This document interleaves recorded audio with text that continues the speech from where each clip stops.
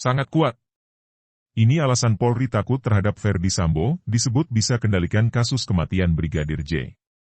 Teras Gorontalo, tersangka pembunuhan Brigadir J yang menyeret nama Irjen Ferdy Sambo dan kawan-kawan hingga kini masih terus berjalan.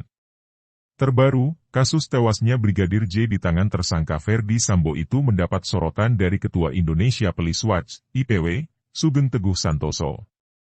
Sugeng Teguh Santoso menyoroti kasus Ferdy Sambo yang hingga kini bisa dikatakan hanya jalan di tempat.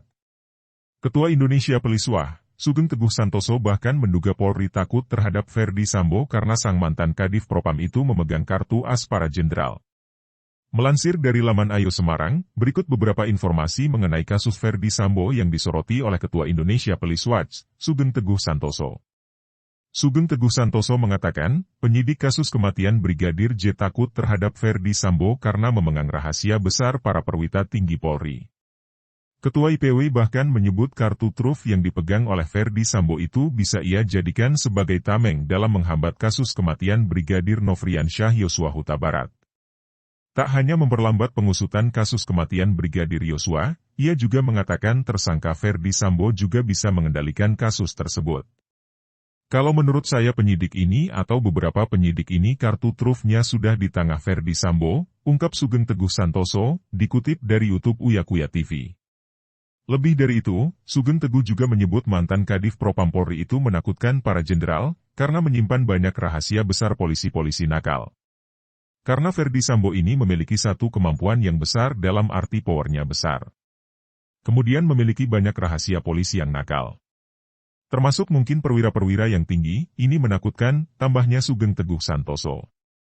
Sugeng Teguh juga menyebut alasan istri dari Ferdy Sambo, yakni Putri Chandrawati belum ditahan meski sudah berstatus tersangka, juga merupakan hasil tawar-menawar dari hebatnya Sambo ini.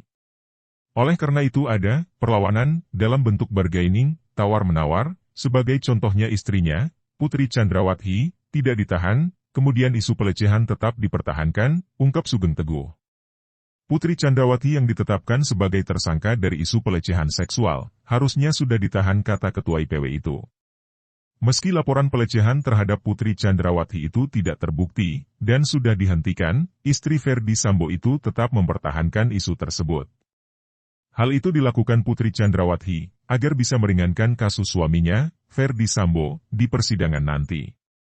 Kenapa arah pelecehan? Itu untuk meringankan Ferdy Sambo nanti di persidangan supaya tidak ada ancaman hukuman mati, bahkan mungkin pasal 340 bisa ditangkis ya, tambah Sugeng Teguh Santoso. Setelah ditetapkan sebagai tersangka kasus pembunuhan berencana, mantan Kadif Propam Polri itu menjalani sidang kode etik Polri yang berakhir ia dipecat dari instansi kepolisian. Ferdy Sambo menerima sanksi berupa pemberhentian tidak dengan hormat, PTDH, dari kepolisian. Tak lama setelah menerima putusan pemberhentian tidak dengan hormat, Ferdy Sambo langsung mengajukan banding. Namun, permintaan banding yang diajukan oleh Ferdy Sambo ditolak oleh Majelis Banding Sidang Etik Polri. Sementara itu, kuasa hukum dari Ferdy Sambo, yakni Arman Hanish, mengaku akan melakukan langkah hukum selanjutnya terhadap putusan tersebut.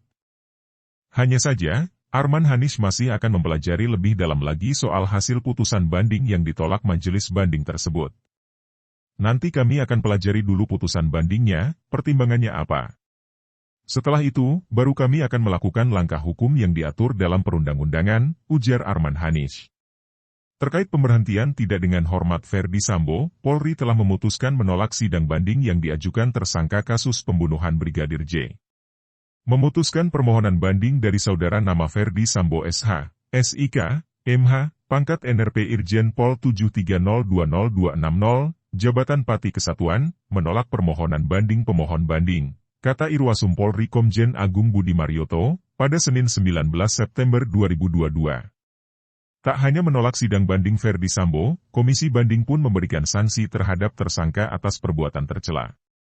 Selanjutnya Komisi Banding menjatuhkan sanksi etika berupa perilaku melanggar dinyatakan sebagai perbuatan tercela, dan sanksi administratif berupa PTDH sebagai anggota Polri, ungkap Komjen Agung Budi Marioto.